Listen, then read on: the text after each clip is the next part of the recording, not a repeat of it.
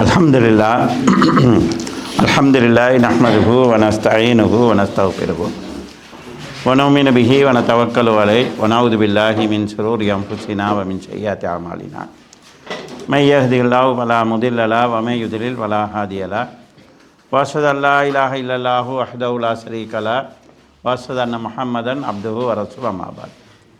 எல்லாம் வல்ல அல்லாஹ் ஜல்ல ஷானஹு தஆலாவை புகழ்ந்து அவனது திருத்தூதர் ஸல்லல்லாஹு அலைஹி வஸல்லம் அவர்கள் மீது ஸலவாத்தும் ஸலாமும் கூறிய பின்னால், கண்ணியத்துக்குரிய சகோதரர்களே, உங்கள் அனைவருக்கும் அஸ்ஸலாமு அலைக்கும் வரஹ்மத்துல்லாஹி வபரகாத்துஹு.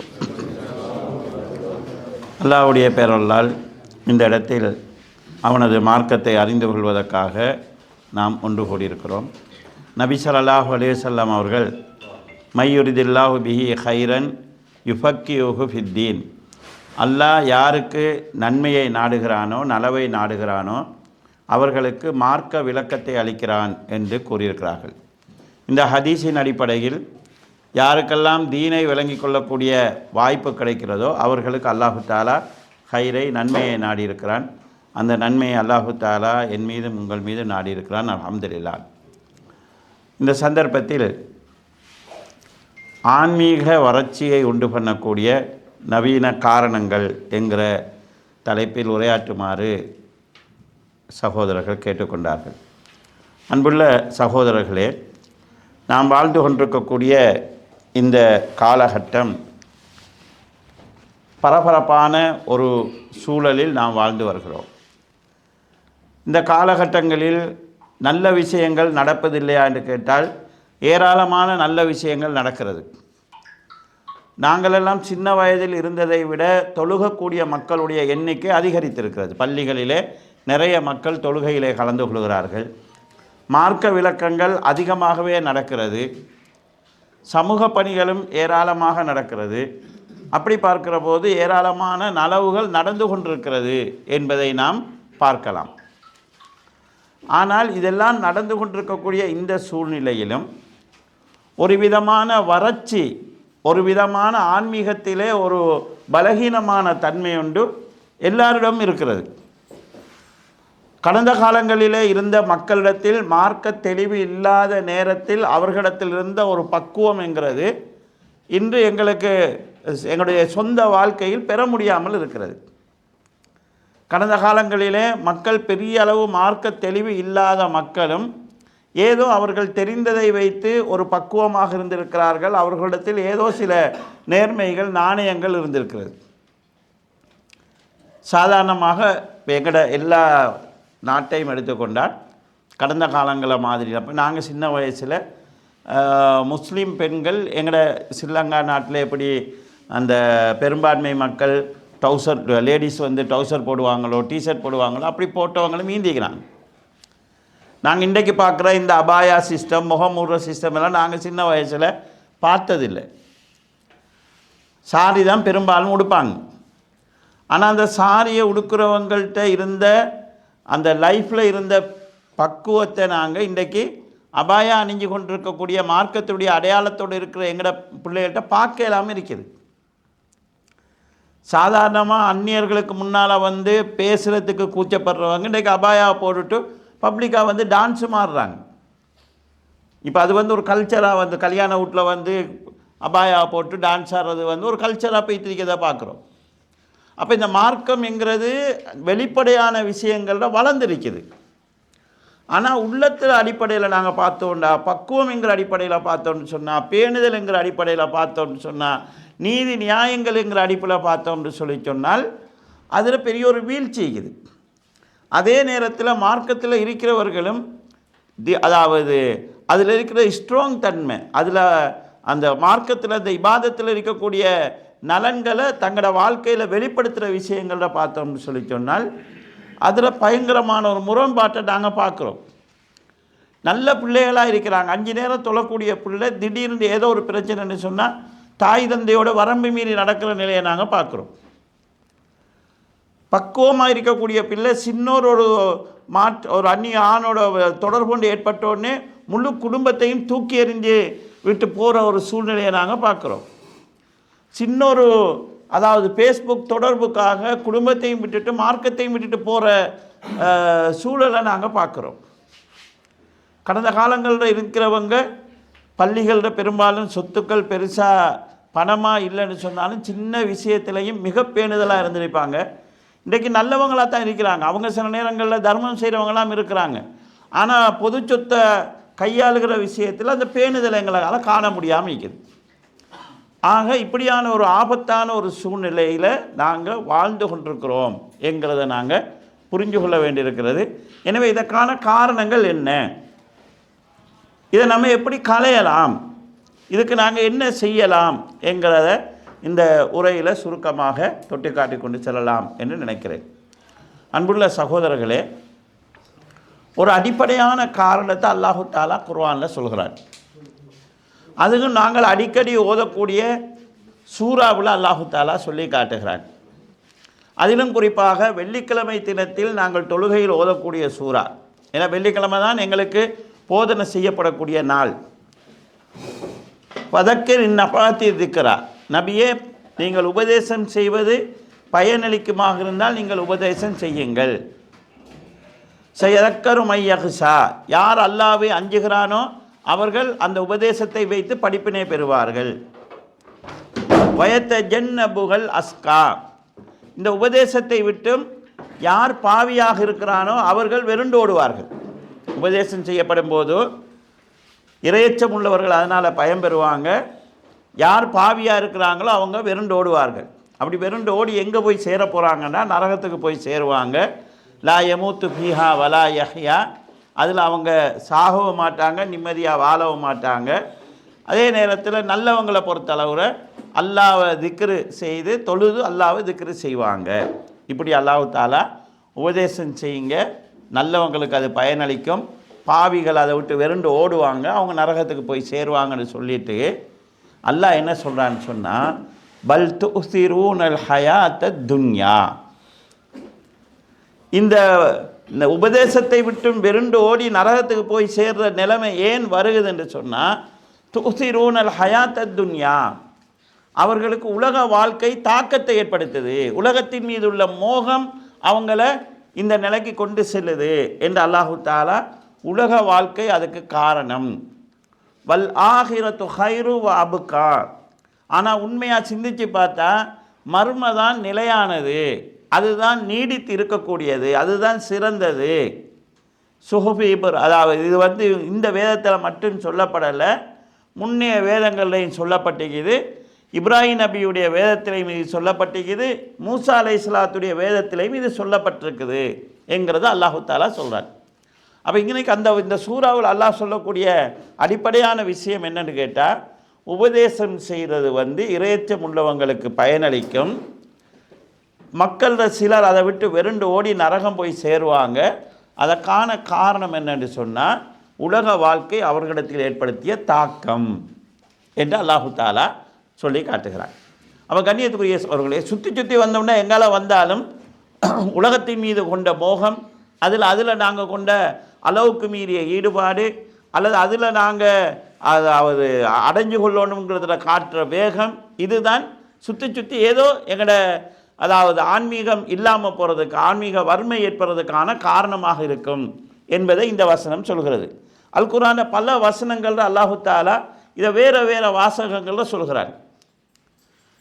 கல்லா பல் துஹிப்பூனல் ஆஜிலா, ஆஜிலான்னு சொன்னால் அவசரமானது இல்லை. இவங்களோட வாழ்க்கையில் ஏற்படுற இந்த வழிகேடு பிரச்சனைக்கெல்லாம் என்ன காரணம்னு சொன்னால் இவர்கள் அவசரமானதை விரும்புகிறாங்க. அவசரமானதுன்னு குர்ஆனில் சொல்கிறது உலக வாழ்க்கைக்கு சொல்கிறது.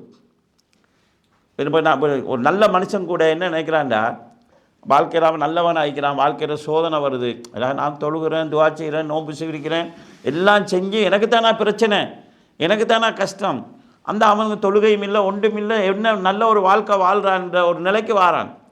அப்போ எங்களோட மனசு என்ன நினைக்கிறேன்னா, நான் தொழுகிறேன், அப்போ எனக்கு அல்லாஹ் தாலா எனக்கு ஒரு நல்ல வாழ்க்கையை தரணும், நான் நோன்பு பிடிக்கிறேன், எனக்கு ஹைபையான ஒரு வாழ்க்கையை தரணும்.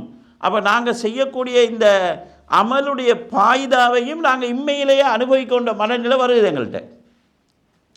அப்போ மனுஷன் தான் செய்யக்கூடியதுக்கு இந்த உலகத்திலேயே கூலி கிடைக்கும்னு எதிர்பார்க்குறாங்க. சில கட்டங்கள் அது பிழை இல்லை, ஆனால் அதுவே இலக்காக ஆகிடக்கூடாது. ஏன் பிழை இல்லைன்னு சொன்னால், சில நன்மைகளை செய்யுமாறு அல்லாஹு தாலா குர்ஆனில் சொல்லிவிட்டு அதை செஞ்சால் உங்களுக்கு யுமத்தியுக்கும் மத்தான் ஹசனா, இந்த உலகத்திலே உங்களுக்கு இன்பங்களை தருவோம்னு அல்லாஹு தாலா சொல்கிறான். அப்போ நம்ம அதை எதிர்பார்க்கறது பிழை இல்லை, ஆனால் அது மட்டும்தான், அதுதான் இலக்கு என்கிற நிலை என்று ஆகக்கூடாது. கண்ணியத்துக்குரிய சகோதரர்களே, வேறொரு வசனத்தில் அல்லாஹு தாலா சொல்கிறான், அதாவது அவர்கள் இன்ன ஹாவுலாயி யுஹிப்பூனல் ஆஜிலா, இவர்கள் அவசரமானதை விரும்புகிறார்கள்.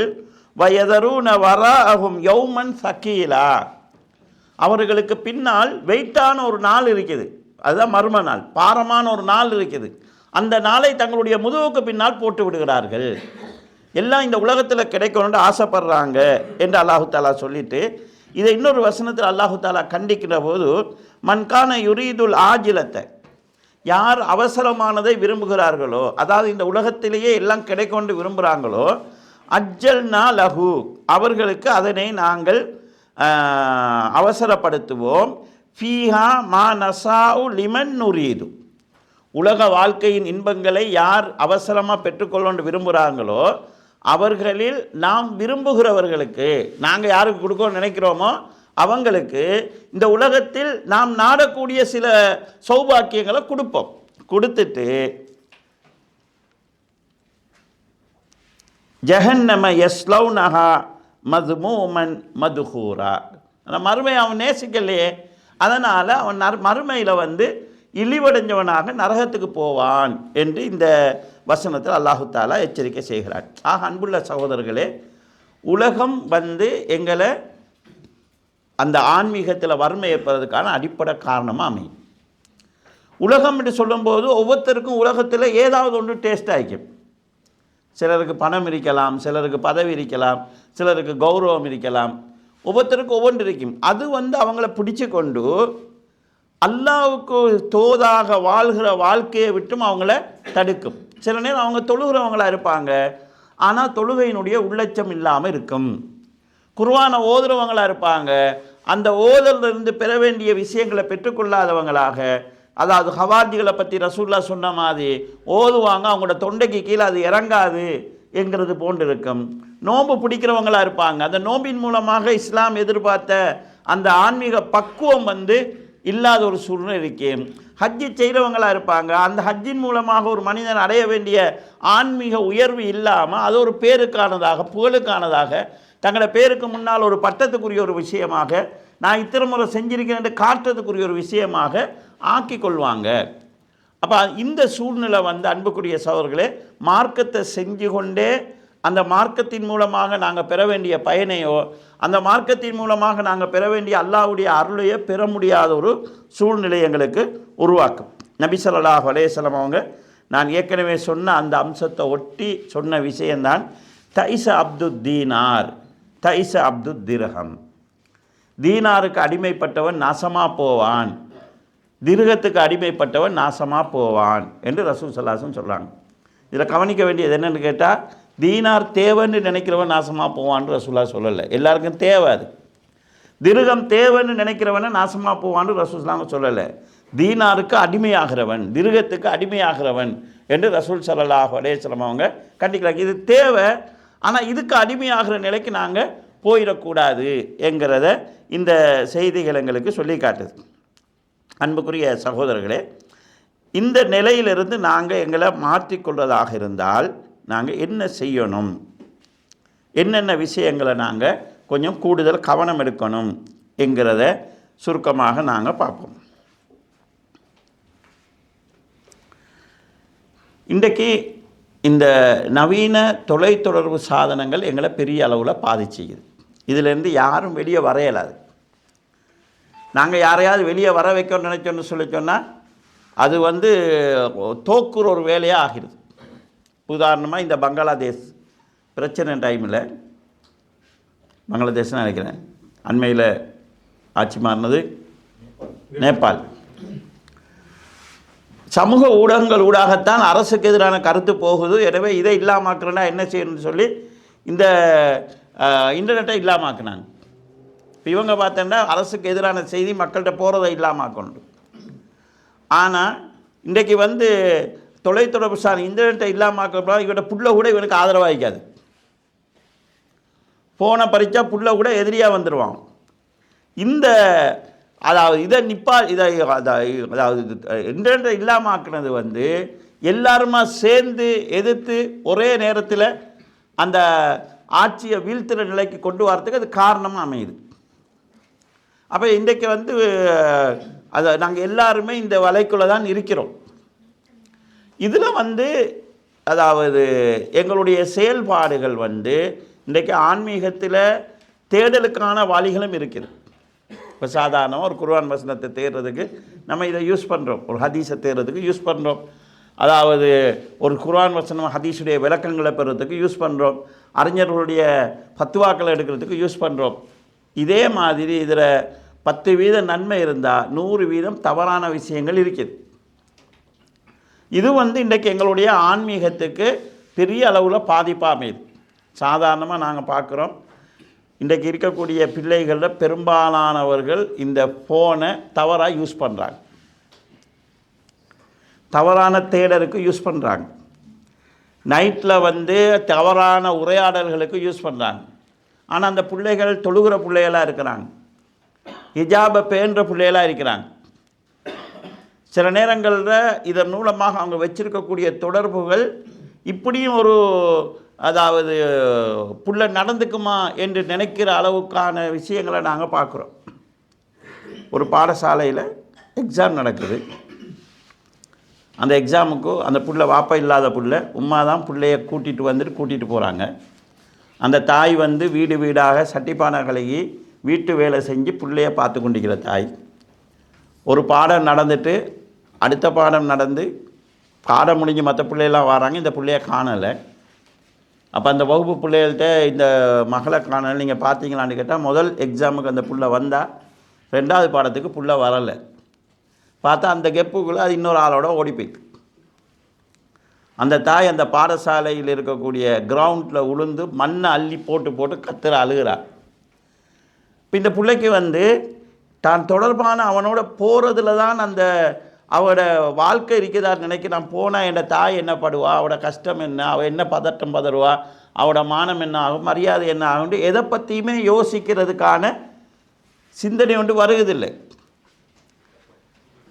நம்ம இப்போ உதாரணமாக இப்போ ஒரு மூத்த ஒரு மகள் இப்படி நடந்துட்டான்னு சொல்லி சொன்னால் அதுக்கு கீழே இருக்கிற பிள்ளைகளோட திருமணம் நடக்குமா, குடும்பம் நடக்குமா, அவங்களோட குடும்ப கௌரவம் என்ன ஆகும், இந்த எந்த பற்றி அடுத்தவங்களை பற்றி சிந்திக்காத ஒரு சுயநலமான ஒரு தன்மை ஏற்பட்டுறதை பார்க்குறோம். நேற்று முந்தின நாள் இலங்கையில் நடந்த சம்பவம், ஒரு கணவன் வந்து காலையில் புட்டு செஞ்சு கேட்டான்றதுக்காக கத்தியால் குத்தி மாப்பிள்ளையை கொண்டாடுற செய்தியை பார்க்குறோம்.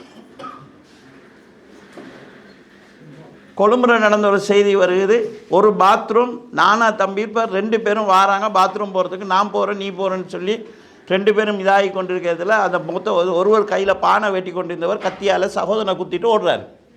கடைசியில் 2 பேரும் பாத்ரூம் போகலை. அப்போ சின்ன சின்ன விஷயங்கள் எல்லாம் கூட இந்த அளவுக்கு வன்மமாக போகுது என்று சொல்லி சொன்னால் உள்ளத்தில் இருக்க வேண்டிய அந்த ஆன்மா இல்லாமல் போயிட்டு உள்ளங்கள் செத்து போன ஒரு சூழ்நிலை இருக்குது. உடனே வன்முறைக்கு மக்கள் போகிற நிலை இருக்குது. அப்போ இந்த தூண்டுதல்களுக்கு சில நேரம் நம்முடைய இந்த சமூக ஊடகங்கள் பெரிய ஒரு காரணமாக அமையுது, உள்ளத்தை கல்லாக்குது. மெஷினோட மனுஷன் இந்த தொடர்பாடல் கூட அந்த இரும்புத்தன்மை மனுஷன் மனசில் வருது. உதாரணத்துக்கு நான் சொல்கிறேன்னு சொன்னால், இப்போ கடந்த காலங்களில் வெளிநாட்டில் இருக்கிறவங்க வீட்டுக்கு கடிதம் அனுப்புவாங்க. இந்த கடிதத்தை வீட்டில் எதிர்பார்த்துட்டே இருப்பாங்க. வீட்டில் இருந்தும் கடிதம் அனுப்புவாங்க. யாராவது வார போகிறதா இருந்தாலும் கடிதம் அனுப்புவாங்க. இப்போ அந்த கடிதம்ங்கிற செப்டரே இல்லாமல் போச்சு. ஏன்னா கையில் ஃபோன் இருக்குது, பேசிக்கொள்ளலாம். நம்ம இந்த ஃபோனில் பேசுகிறதுக்கும் கடிதத்தில் பேசுகிறதுக்கும் உள்ள வித்தியாசம் என்னென்னு சொன்னால், உள்ளம் சம்பந்தப்படும் நாங்கள் கடிதத்தில் வரும்போது. இப்போ நான் வந்து நாங்கள் மதுசாலை இருக்கும்போது கடிதம் தான் வீட்டிலேருந்து வரும். கடிதத்தை எதிர்பார்த்துட்டே இப்போ இன்றைக்கு ஒரு கடிதம் வந்தால் அடுத்த கடிதம் வரதுக்கு 10-15 நாள் போகும் இருந்தாலும் போஸ்ட்மேன் வார நேரம் பார்த்துட்டு இருப்போம் கடிதம் வருமானு. இப்போ கடிதத்தில் வந்து நாங்கள் பாசத்தையும் சேர்த்து நம்ம வெளிப்படுத்தலாம். இப்போ பாப்பா எழுதுறேன்னு சொன்னால் இந்த அன்பும் பண்பும் பாசமும் நிறைந்த அன்பு மகனுக்குன்னு எழுதுவார். டெலிஃபோன்ட்ட நம்ம இப்படி பேசலாது. இப்போ நான் கோல் எடுத்துட்டு அன்பும் பண்பும் நிறைஞ்ச பாப்பாவுக்குண்டா என்னடா பேசுகிறாயின்னு கேட்பார் அவர். அப்போ இந்த நவீனங்கள் வருகுது, அது எங்களோட புதிய தொடர்பாடலை எங்களுக்கு விரைவுபடுத்திக்குது.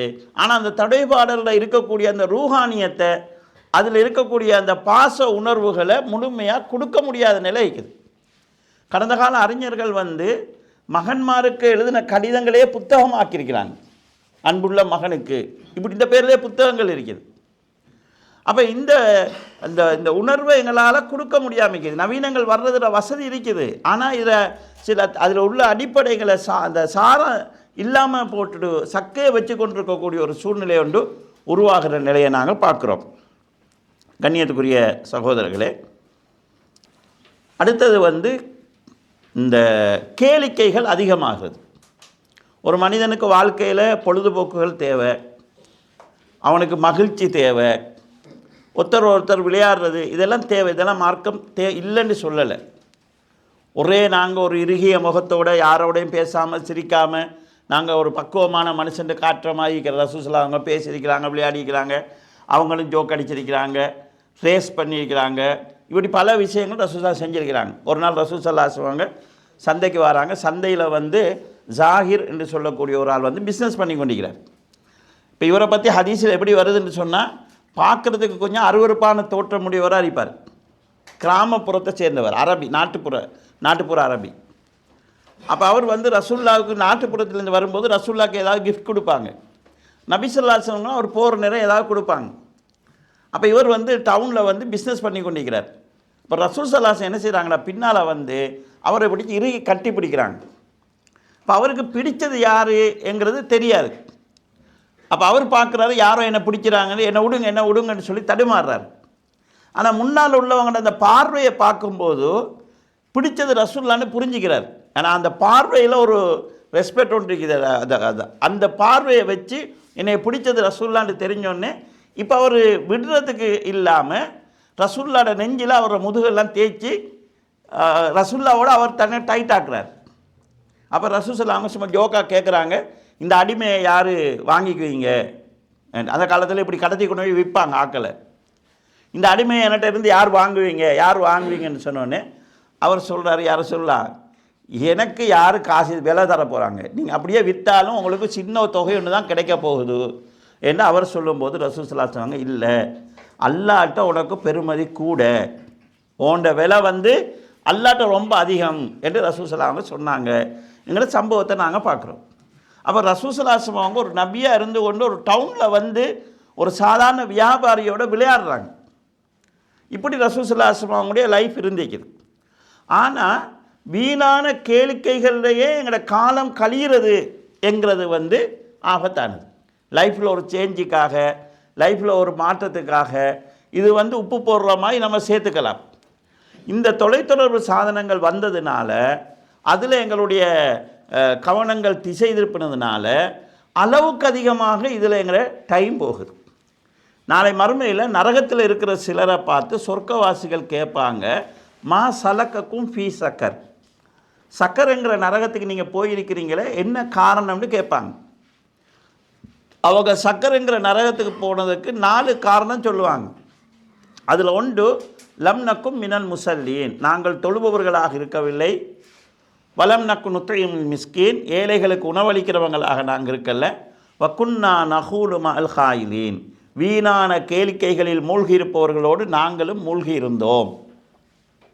வக்குன்னா நுகல்திபு பியௌமித்தீன் ஹத்தா அதானல் யகீன், எங்களுக்கு இந்த மரணம் வருகிற வரைக்கும் நாங்கள் மறுமை நாளை பொய்ப்பித்து கொண்டிருந்தோம். அப்போ இந்த 4 காரணம் சொல்கிறாங்க. இந்த 4 ஒரு காரணம் என்னன்னு கேட்டால், வீணான கேளிக்கைகளில் மூழ்கி இருப்பது. அதிலும் குறிப்பாக அல்லாஹ்வுடைய நினைவில்லாத ஒரு வாழ்க்கை. இது வந்து எங்களோட ஆன்மீகம் அடிபட்டு போகிறதுக்கும், எங்களோட உள்ளம் கொஞ்சம் கொஞ்சமாக செத்து போகிறதுக்கும், உள்ளம் உயிரோட்டத்தை இழந்து போகிறதுக்கும், உள்ளம் தன் வலிமையை இழந்து போகிறதுக்கும் காரணமாக அமையும். அதனால தான் இன்றைக்கு நாங்கள் பார்க்குறோம் சின்ன சோதனைகளையும் தாங்கிக் கொள்ள இயலாத மனித இனம் உருவாகிக்குது. பரீட்சையில் தோல்விங்கிறதுனால தற்கொலை செஞ்சு கொள்கிறாங்க.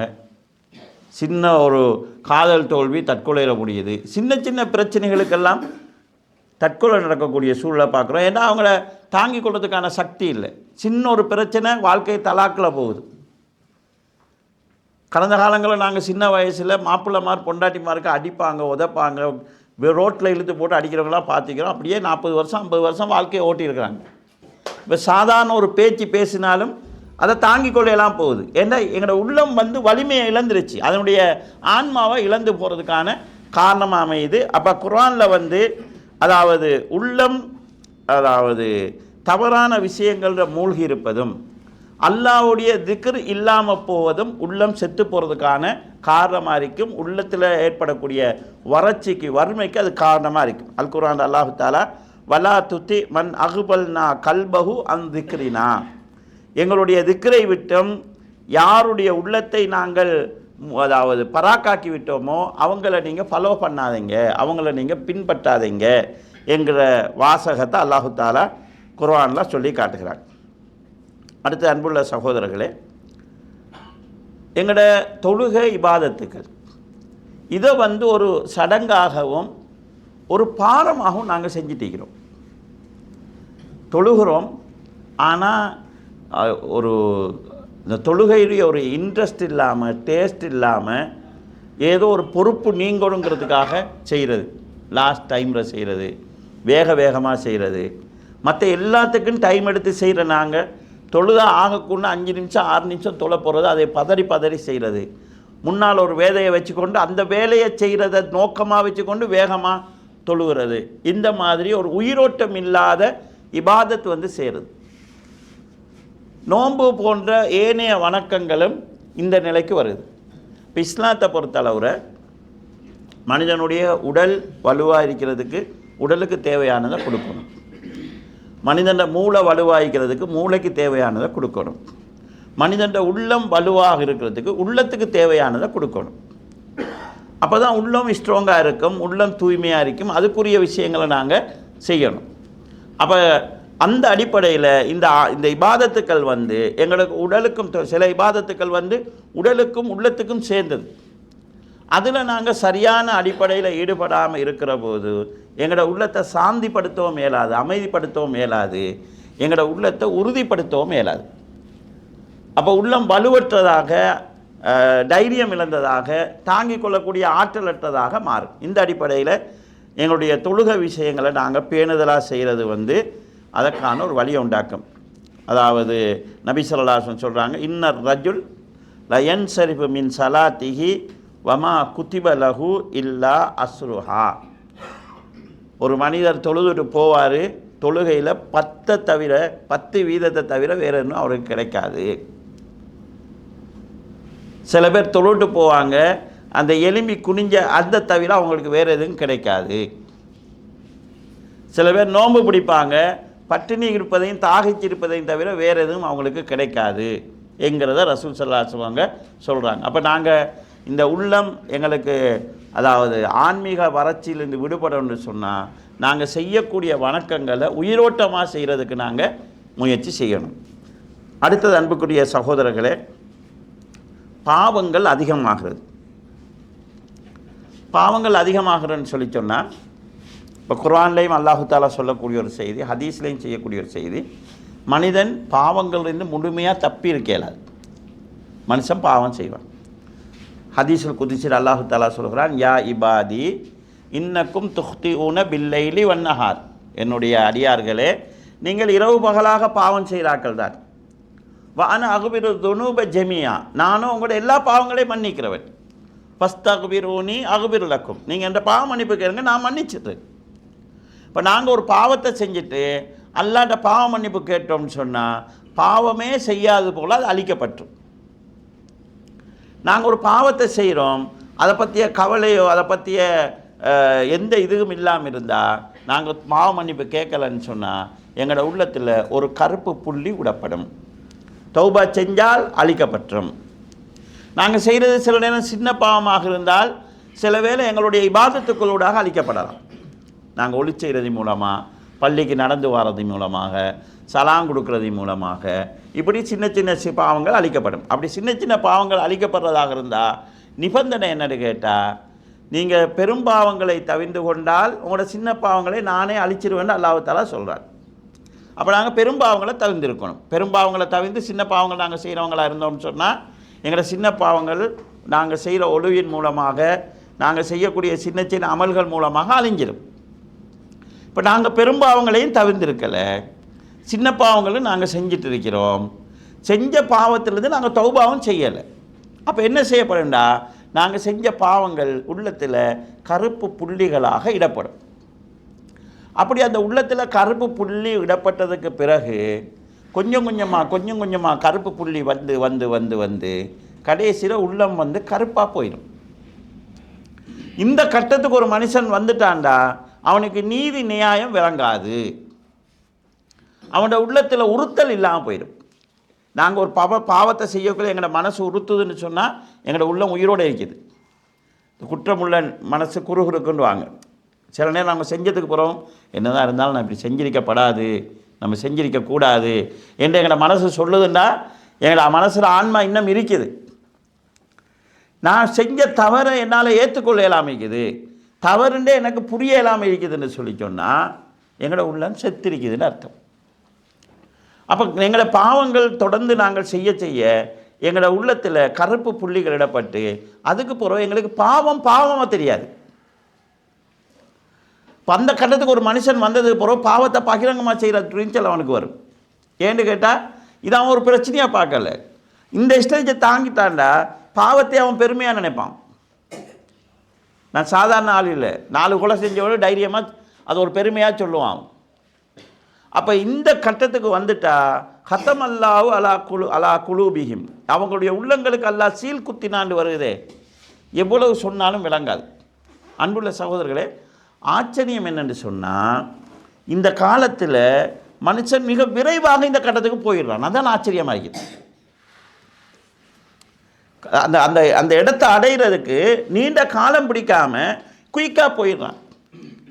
நல்ல பிள்ளையாக இருக்குது, பேணுதலாக இருக்குது, சின்ன ஒரு கனெக்ஷன் ஏற்படுது, ஒரு மாற்று மதத்தை வந்து தெளிவாக தெரியுது, ஹிஜாப் போட்டு நல்லா இருக்கிற புள்ள போகுது. பாப்பா கத்துறார், மகளே போகாதே போகாதேன்னு சொல்லி. அந்த பிள்ளைக்கு நான் என் பாப்பாட மனசை நோய்க்கிறேன், இப்படி போகிறேனே, இப்படி போய்த்து என்னால் நிம்மதியாக வாழ இயலுமா, இந்த வாழ்க்கையில் எனக்கு ஒரு சந்தோஷம் கிடைக்குமா, அம்மா பாப்பா வாழ வச்சுட்டு போகிறேனே, இது சாத்தியமா, இது எதுவும் விளங்குது இல்லை. இந்த ஏண்ட வாழ்க்கை நான் தானே முடிவு செய்வேன், நான் தானே வாழ போகிறேன்னு சொல்லி ஆர்குமெண்ட் பண்ணக்கூடிய நிலைக்கு ஆளாகுது. அப்போ மனிதன் அந்த உள்ளம் கல்லாகிற அந்த நிலைக்கு, உள்ளம் கருப்பாகிற அந்த நிலைக்கு இன்றைய காலத்தில் மிக ஃபாஸ்ட்டாக போய்கொண்டிருக்கக்கூடிய ஒரு சூழலை நாங்கள் பார்க்குறோம். திடீர்னு எப்படி மாறுறாங்கன்னு தெரியாது. அது நடத்த விஷயத்துலையும் இப்படி இருக்குது, கொள்கை விஷயத்துலையும் இப்படி இருக்கக்கூடிய நிலையை பார்க்குறோம். நல்ல மார்க்கத்தில் ஆக உச்சிக்கு போய்த்து ஒரே அடியாக அங்கால ஜம்ப் பண்ணுற மாதிரி நிறைய பேர் இப்போ எக்ஸ் முஸ்லீம்ன்ற பேரில், முன்னாள் முஸ்லீம்களோட பேரில் உருவாகி கொண்டு இஸ்லாத்துக்கு எதிராக செயல்படுறவங்களோட களமிறங்கி வேலை செஞ்சுட்டு இருக்கிறாங்க. நல்ல ஒரு கொள்கையிலிருந்து வந்து திடீர்னு மாறி இஸ்லாத்தில் அடிப்படை கொள்கைகளுக்கு எதிராக பேசுகிற நிலைக்கு போய்கொண்டிருக்கக்கூடிய ஒரு சூழலை பார்க்குறோம். அப்போ அந்த நிலைப்பாட்டில் பாவங்கள் தொடர்ந்து இப்போ நம்ம பாவங்கள் செய்ய செய்ய செய்ய பாவங்கள் செஞ்சு மனுஷனுங்கிற அடிப்படையில் நாங்கள் தௌபா செஞ்சிட்டோம்னா பிரச்சனை இல்லை, நாங்கள் அதிலிருந்து அல்லாஹு தாலா எங்களை விடுவிப்பான். பெரும்பாவமும் செய்கிறோம், சின்ன பாவமும் செய்கிறோம், செஞ்ச பாவத்துக்கு நாங்கள் மன்னிப்பும் கேட்கலன்னு சொன்னால் உள்ளத்தில் புள்ளிகள் கருப்பு புள்ளிகள் இடப்பட்டு உள்ளம் கருப்பாகிறோம். அதற்கு பிறகு அந்த உள்ளத்தில் நாங்கள் ஆன்மீகத்தை எதிர்பார்க்கலாது, நீதி நியாயத்தை எதிர்பார்க்கலாது, தீமைக்கு அஞ்சக்கூடிய தீமையை வெறுக்கக்கூடிய தன்மையை நாங்கள் எதிர்பார்க்கலாது. இது ஒரு ஆபத்தான கட்டம். இப்போ இந்த கட்டத்துக்கு மனிதன் போகிறது சம்பந்தமாக குர்ஆனில் அல்லாஹு தாலா சொல்லக்கூடிய ஒரு அற்புதமான ஒரு போதனை தான் வலா தத்தபி குத்துவாத்தி ஷைத்தான், ஷைத்தானின் அடிச்சுவடுகளை நீங்கள் பின்பற்றாதீர்கள். இப்போ அடிச்சுவடுன்னு சொன்னால் உதாரணமாக நாங்கள் பாலைவனத்தில் போகிறோம், முன்னால் ஒரு ஆள் போயிருக்கிறாரு, எங்களுக்கு கால் அடையாளம் தெரியுது, அப்போ எங்களுக்கு இந்த வழியால் போனால் ஒரு ரூட் கிடைக்கும்னு சொல்லி நம்ம போகலாம். இது ஒரு அடிச்சுவடுக்கு இது ஒரு அதாவது ஷைத்தாண்ட வழியில் நீங்கள் போகாதீங்க, என்கிற ஒரு அர்த்தம் நம்ம செய்கிறோம். குத்துவாத்துங்கிறதுக்கு இன்னொரு அர்த்தம் என்னன்னு கேட்டால், கட்டமாக ஸ்டெப் பை ஸ்டெப்பாக உங்களை அவன் கூட்டிகிட்டு போவான். ஒரே அடியாக இங்கிருந்து ஒரே அங்கே ஜம்ப் பண்ணுறது ஆகாது. கொஞ்சம் சறுக்கும் போது என்ன பெரிய நான் தவறு செஞ்சுட்டேன், யாரும் செய்யாததா, சின்ன ஒரு இதுதானே, இதனால் என்ன வந்துட போகுது என்று ஆரம்பிக்கிறது. கடைசியில் அவங்களே மீள முடியாத இடத்துக்கு கொண்டு போய் நிற்கிது. சாதாரணமாக ஒரு ஹராமான தொடர்பாடல் ஃபோனில் ஏற்படுது. சாதாரண ஒரு மெசேஜ் தான், இந்த ஒரு ஹாய் சொல்கிறதுல என்ன பிரச்சனை வந்துட போகுது என்று முதல் கட்டம் போகும்போது மனசு குறுகுறுத்து செய்வோமா வானமா, தட்டுவோமா, சென்ட் பண்ணுவோமா வானமான்னு மனசில் வந்து அனுப்புனதுக்கு பிறகு அதுக்கு பிறகு மெசேஜ் போடுறது ஒரு பிரச்சனையாக தெரியாது. கொஞ்சம் கொஞ்சமாக அது மெசேஜ் ஆகும். அதுக்கு பிறகு வாய்ஸ் போடுறது பிரச்சனையாகாது. அதுக்கு பிறகு ஃபோட்டோ போடுறது பிரச்சனையாகாது. அதுக்கு பிறகு வீடியோ கால் எடுக்கிறது பிரச்சனையாகாது. ஒரு கட்டத்தில் போனால் நம்ம இந்த இடத்த விட்டு மீண்டு வரோன்னு நினச்சா நம்மளே வர முடியாத இடத்துக்கு எங்களை அறியாமல் செய்தான் கூட்டிகிட்டு போகிறாங்க. அப்போ எங்களுக்கு மார்க்கம் சொல்கிறது என்னடா, மனுஷன்தான், தவறு நடக்கும், தவறு செய்வீங்க, நான் போகிறது தவறான ரூட்டுன்னு தெரிஞ்சால் அந்த ரூட்டில் தூரம் போகாதீங்க, உடனே ரிவர்ஸ் ஆகுங்க. நீங்கள் தூரம் போய்த்தீங்கன்னா ரிவர்ஸ் ஆக கஷ்டமாயிக்கும். நீங்களே மீண்டு வர நினச்சாலும் உங்களால் மீண்டு வர முடியாமல் இருக்கும். இப்போ சாதாரணமாக சிகரெட்டுக்கு பழகிறவங்க ஆரம்பத்தில் சும்மா ஒரு இதுக்கு ஜொலிக்கு அடிக்க பார்ப்போம், அப்படி பழகிட்டு கடைசியில் உடனும் செலவாகுது, நோயாகுது, டாக்டர்னு விட சொல்கிறார், விட்டுக்கொள்ள இயலாத நினைக்கி நீங்கள் பிடிக்க தேவை, அது உங்களை பிடிச்சிடும். அப்போ செய்தான் நினைச்சானா உங்களை கட்டமாக கூட்டிகிட்டு வரான். ஒரு ஜோக்குக்கு, ஒரு ஃப்ரெண்ட்ஷிப்புக்காக, ஒரு நாளைக்கு எப்படி இருக்குதுன்னு பார்க்குறதுக்கு, பெரிய விஞ்ஞானி தான், எல்லாத்தையும் கண்டுபிடிச்சி பார்க்குறதுக்கு எப்படி இருக்குதுன்னு பார்க்கன்றதுக்காகன்னு சொல்லி ஆரம்பிச்சுட்டு கொஞ்சம் கொஞ்சமாக செய்தான் கூட்டிகிட்டு போய் இப்போ உங்களால் விட முடியாதுங்கிற நிலைக்கு செய்தான் கொண்டு வராங்க. அப்போ இந்த பாவம் விஷயத்தில் பாவம் நடக்கும், தௌபா செய்யணும். பெரும்பாவங்களை நாங்கள் தவிர்த்து கொண்டால் சின்ன பாவங்கள் தானாக அழியும். நான் போகிற ரூட் கொஞ்சம் கொஞ்சமாக செய்தார் உங்களை ஸ்டெப் பை ஸ்டெப்பாக கட்டமாக உங்களை தீமையில் நரகத்துக்கு போகிற வழியில் அவன் அழைச்சிட்டு போவான். உங்களுக்கு விளங்குது நான் பிழையான ஒரு ரூட்டில் போகிறேன், உடனே ரிட்டர்ன் ஆகும். 2 பேரும் ஃப்ரெண்ட்ஷிப்பாக ஒன்று ஜோப், அதாவது ஒரு பிஸ்னஸ் பண்ணுறீங்க, லாபம் வருகுது, செய்தா மனசில் உசுலான 2 பேரும் சேர்ந்து என் கஷ்டப்பட்டு உழைச்சி லாபத்தில் அவனுக்கு இருந்து கரவாசி கொடுக்கணும், நான் தனியாக செஞ்சால் இதை விட கூட உழைக்கலாமே, இப்படி ஏதோ மனசில் ஒரு இது வருகுது. இல்லாட்டி அவனுக்கு அதாவது நான் ஏண்ட உழைப்பு கூடத்தானே, அவனை விட நான் கொஞ்சம் இது பண்ணுறது தானே, இதில் கொஞ்சம் நான் கூட எடுத்துட்டா இதை எப்படி ஹராமாகும், கொஞ்சமாக கையை வைக்க நினைக்கிது. அப்போ சின்னதாக ஆரம்பிக்கும் போது திருத்தி கொள்ளலைன்னு சொன்னால் அதில் இன்ட்ரெஸ்ட் ஆகிடும், பாவத்தில் இந்த ஆர்வம் உண்டாகும், திரும்ப மீள முடியாத ஒரு நிலைக்கு மனுஷன் போவான். அந்த அடிப்படையில் குத்துவாத்தி சைத்தானுடைய அடிச்சுவடுகளை நீங்கள் பின்பற்றாதீங்க என்று அல்லாஹு தாலா இந்த பாவம் விஷயத்தில் சொல்லி காட்டுறாங்க. அடுத்தது, இந்த ஆன்மீக வர்ம வாரத்துக்கு அடிப்படையான காரணங்களில் ஒன்று நல்ல நட்புகள் இல்லாமல் போகிறது. நல்லவங்களோட ஃப்ரெண்ட்ஷிப் கிடைச்சா விட்டுறாதீங்க. சில குறைபாடுகள் இருக்கலாம், குறைபாட்டுக்காக அந்த ஃப்ரெண்ட்ஷிப்பை விட்டுறாதீங்க. ஏன்னா நாங்கள் நல்லவங்களோட சேர்ந்துருக்கும் போது நல்லதை பற்றி பேசிப்படும், நல்லதை சிந்திச்சுப்படும், நம்ம ஒரு தவறு செய்ய நாங்கள் கூச்சப்படுவோம். அப்போ நல்லவங்களோட ஃப்ரெண்ட்ஷிப் கிடைச்சா விட்டுறக்கூடாது. அதை சில 100க்கு 100 நல்ல ஃப்ரெண்ட்ஸ்ன்னு சொல்லி 100க்கு 100 ஆள் கிடைக்காது. ஏன்னா நானே 100க்கு 100 இருக்க மாட்டேன். அப்போ எனக்கு வர கூட்டாளி நான் நினைக்கிற மாதிரி 100க்கு 100 சீராக இருக்கோ நான் எப்படி எதிர்பார்க்குறது? நாங்கள் இவங்களோட நல்லவங்களோட சேர்ந்து இருந்தோம்னு சொன்னால் எங்களை நாங்கள் தீமையிலேருந்து பாதுகாத்து கொள்ளலாம். கெட்டவங்களோட நாங்கள் சேர நாங்களும் அந்த வழியில் போகிறதுக்கான ஒரு சூழல் ஏற்படும். அப்போ அந்த அடிப்படையில் நல்ல நட்புக்களை நாங்கள் விட்டுறக்கூடாது. ஹதீஸில் நாங்கள் பார்க்குறோம், ஒரு மனிதன் தன் நண்பனின் மார்க்கத்தில் தான் இருக்கிறான் என்று ரசூல் ஸல்லல்லாஹு சொல்கிறாங்க. அப்போ அந்த அடிப்படையில் மோசமான நண்பர்கள் இருப்பாங்கன்னா நாங்கள் அவங்கள விட்டு ஓரமாகும். அவங்க தவறு செய்யும்போது அவங்களோட சேர்ந்துருந்தோன்னா குற்றத்தின் பங்காளிகளாக நாங்கள் ஆகுவோம். ஆபத்தொண்டு வந்தால் நாங்களும் அந்த ஆபத்துக்குள்ளாகும். ஹதீஸ் தான் சொல்லுது.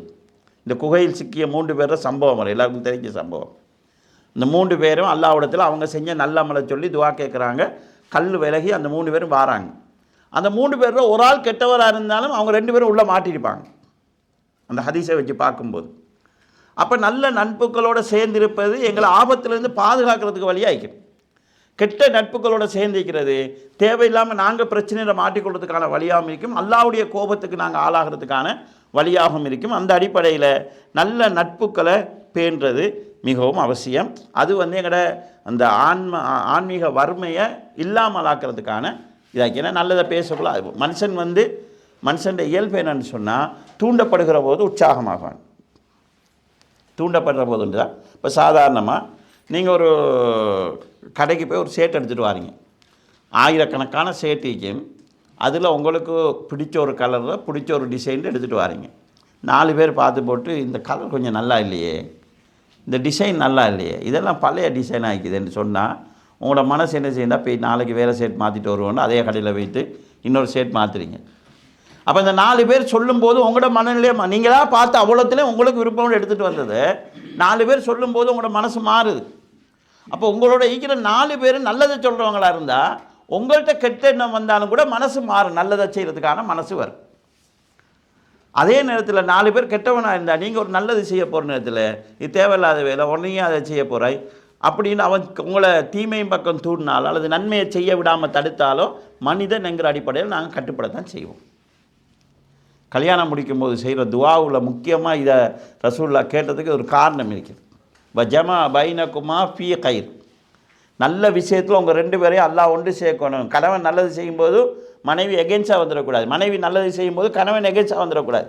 அப்படி மனைவி இந்த நல்லதை செய்கிறதுக்கு சப்போர்ட் பண்ணலைன்னு சொன்னால் செய்ய இயலாது.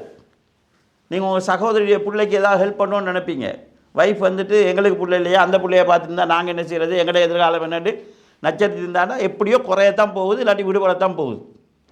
அப்போ இந்த அடிப்படையில் நல்ல நட்புக்களை நாங்கள் உருவாக்கி கொள்வது, நல்ல நட்புக்களை பிரிஞ்சில்லாமல் இருக்கிறதும் கெட்ட நட்புக்களை தவிர்க்கிறதும் எங்களோட ஆன்மீக வறுமையை நீக்கிறதுக்கான வழியாக இருக்கும். இதே போல் கண்ணியத்துக்குரிய சகோதரர்களே, இந்த ஆன்மீக வறுமை வாரத்துக்கு உள்ளம் கல்லாகிறது காரணமாகும். சில நேரங்களில் நாங்கள் அதாவது பணக்காராக்களோட பழகிறது, அதிகாரத்தில் உழைக்கிறவங்களோட நெருக்கம் வச்சு கொண்டே இருக்கிறது, இதுகள் உள்ளத்தை கொஞ்சம் ரஃப்பாக்கும். ஏழைகளோட பழகிறது, சிறுவர்களோட பழகிறது, அனாதைகளோட பழகிறது, அனாதைகளுடைய தலையை தடாவது, இதெல்லாம் ரசூல் ஸல்லல்லாஹு அலைஹி வஸல்லம் உள்ளத்தை சொப்டாக்கிறதுக்கான வழியாக சொல்கிறாங்க. உள்ளம் கல்லாகிக்கின்றா, உள்ளத்தில் கல் தன்மை வந்துச்சுன்னு சொன்னால் இரக்கம் இல்லாமல் போயிடும். இரக்கம் இல்லாதவன்ட்ட அதாவது நல்ல பண்புகள் இல்லாமல் போகும். ஒரு இன்னொருத்தனுக்கு அநியாயம் செய்யும்போது இரக்கம் உள்ளவனால் செய்ய பாவம் இவனுக்கு போய் நான் இப்படி செய்கிறதா என்கிற எண்ணம் வரும். உள்ளம் கல்லாகிறது. இந்த அதிகார வர்க்கத்தில் இருக்கிறவங்களுக்கு உள்ளம் கல்லாகிறதுக்கு இது ஒரு காரணம். அது நம்ம அதாவது அதிகார வர்க்கங்களோட சேரக்கூடாதுங்கிறதுல நாங்கள் அவங்களோ தான் எங்களோட அதாவது வட்டமாக ஆக்கி கொண்டோம்னு சொல்லி சொன்னால் உள்ளத்தில் ரஃப்பான தன்மை ஏற்படும், இந்த அதிகார தோரணை உண்டாகும், அடுத்தவங்களை அடக்கி ஆளக்கூடிய தன்மை ஏற்படும். அப்போ நாங்கள் அதாவது ஏழைகளோடு நெருங்கி இருக்கிறது, அதாவது அந்த வறியவங்களோட நெருங்கி இருக்கிறது, கஷ்டப்படவங்களோட நெருங்கி நிற்கிறது எங்களோட உள்ளங்களை சொப்டாக்கும். உள்ளம் கல்லாகிறது சில நேரங்களில் ஹதீஸ்களில் ஆன்மீக வறுமை ஏற்பதற்கான காரணமாக நாங்கள் பார்க்குறோம். அடுத்த கண்ணியத்துக்குரிய சகோதரர்களே, குர்ஆன் ஓதுறது, குர்ஆனை கேட்குறது. குர்ஆன் ஓதுற நம்மகிட்ட நல்லா குறைஞ்சி வந்திருக்குது. குர்ஆன் தான் உள்ளத்துக்கான ஒரு செய்தியாக இப்னு மஸ்ஊத் அழகான ஒரு செய்தி சொல்கிறாங்க. உத்துலுப் கல்பக ஃபி சலாசி மவாத்தின், 3 இடங்களில் உன் உள்ளத்தை நீ தேடிப்பார். ஒன்று இந்த சிமா இல் குர்ஆன், குர்ஆன் ஓதுவதை கேட்கும்போது உங்களுக்கு மனசுக்கு அது ஒரு ராகத்தை அழிக்குதுன்னா உங்களோட உள்ளத்தில் உசுரிக்குது. அடுத்தது வஃபி மஜாலிஸு திக்ர், அல்லாஹ்வை திக்ர் செய்யக்கூடிய சபைகள். ஒரு மார்க்க நிகழ்ச்சி நடக்கக்கூடிய இடத்துல போய்த்து உங்களுக்கு ஈக்கிறதுக்கு மனசு உங்களுக்கு இடம் கொடுக்குதுன்னு சொன்னால் உங்களோட மனசில் உங்களோட உள்ளத்தில் உசுர் இருக்குது. அடுத்தது வஃபில் ஹல்வா, நீங்கள் தனியாக இருக்கும்போது அல்லாஹ்வுக்கு கட்டுப்பட்ட மனநிலையில் இருக்கிற பக்குவம் உங்கள்கிட்ட வருகுதுன்னு சொன்னால் உங்களோட உங்களோட உள்ளம் உசுராயிக்குது. அப்படி இல்லைண்டா ஃபைல்லம் தஜிதுஹு ஃபசலில்லாஹ ஐயமுன் அலைக்க பி கல்பின், இந்த 3 உங்கள்கிட்ட கிடைக்கலண்டா அல்லாஹ்ட்ட உங்களுக்கு ஒரு உள்ளத்தை கேட்டு துவா செய்யுங்க. ஏன்னா உங்களுக்கு உள்ளமே இல்லைன்னு சொல்கிறாங்க. இந்த 3 இல்லைன்னு சொன்னால் உள்ளமே இல்லைன்னு சொல்கிறாங்க. இதுக்கு தோதாக அல் குர்ஆன்ல ஒரு வசனம் இருக்குது, இன்ன ஃபீ தாலிக லதிக்ரா லிமன் கான லஹு கல்புன். இந்த குர்ஆனில் யாருக்கு உள்ளம் இருக்குதோ அவங்களுக்கு தேவையான நல்லுபதேசம் இருக்குது. உனக்கு உள்ளம் இருந்தால் இந்த குர்ஆனில் நல்லுபதேசம் இருக்குது. உனக்கு குர்ஆனில் உனக்கு ஆர்வம் இல்லைன்னு சொன்னால் உனக்கு உள்ளமே இல்லைன்னு சொல்கிறாங்க. அப்போ இந்த அடிப்படையில் இது ஆபத்தான ஒரு விஷயம். இன்றைக்கு அந்த சூழ்நிலை எங்கள் எல்லார்ட்டையும் இருக்குது. குர்ஆனோட தொடர்பு எங்களுக்கு குறைவு, நல்லா குறைஞ்சிக்குது. நாளை மறுமையில் அல்லாஹு தாலாட்ட ரசூல்லா வந்து செய்யக்கூடிய ஒரு பெரிய முறைப்பாடு தான், இன்ன கௌமி இத்தகது ஹாதல் குர்ஆன மஹ்ஜூரா, யா அல்லாஹ் என்ற சமூகம் இந்த குர்ஆனை வெறுப்புக்குரிய ஒன்றாக எடுத்துக்கொண்டது.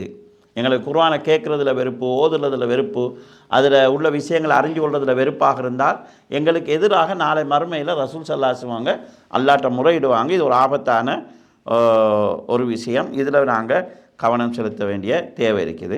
இந்த அடிப்படையில் கண்ணியத்துக்குரிய சகோதரர்களே, நாங்கள் குர்ஆனை அதிகமாக ஓதுறது இதற்கான வழியாக இருக்கும். இதே போல் கண்ணியத்துக்குரிய சகோதரர்களே, திக்ரு செய்கிறது, இந்த இதுகம் எங்கள்கிட்ட குறைஞ்சி போய்த்திக்குது. சுப்ஹானல்லாஹ், அல்ஹம்துலில்லாஹ், அல்லாஹு அக்பர், இதுகள்லாம் சின்ன சின்ன திக்ருகள் லேசாக எங்களுக்கு நன்மை தேடக்கூடிய வழிகள்.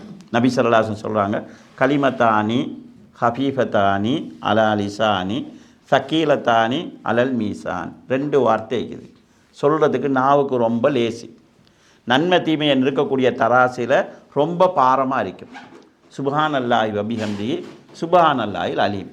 இப்போ நாங்கள் பயணம் செய்கிறோம், பயணத்தில் சொல்லி கொண்டிருக்கணும். நோயாளி ஆகிக்கிறோம். இப்போ நாங்கள் எல்லாருமே ஆல்மோஸ்ட் வந்து இப்போ 30 வயசுக்கு மேலே இல்லை 40 வயசுக்கு மேலே சுகர், கொலஸ்ட்ரால், இதெல்லாம் இல்லாட்டி தான் ஒரு ஆச்சரியப்படணும். எல்லோரும் ஏதோ ஒரு வகையில் நோய், முட்டு வருத்தம், கால் வருத்தம், கை வருத்தம் இருக்கிறோம்.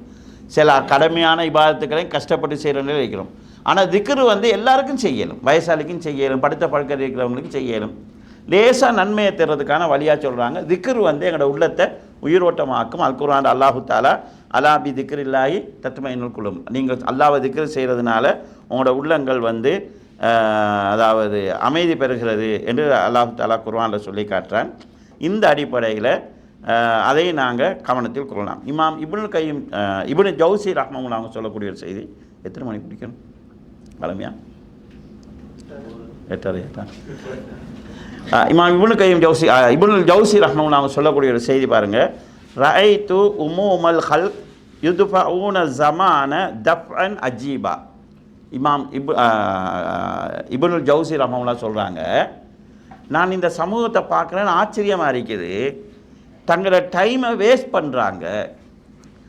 இன்தால அலைஹிமுல்லைல் பில்கோத், சில காலங்களில் நைட் பெருசாக இருக்கும், கூடிய நைட் இருக்கும்.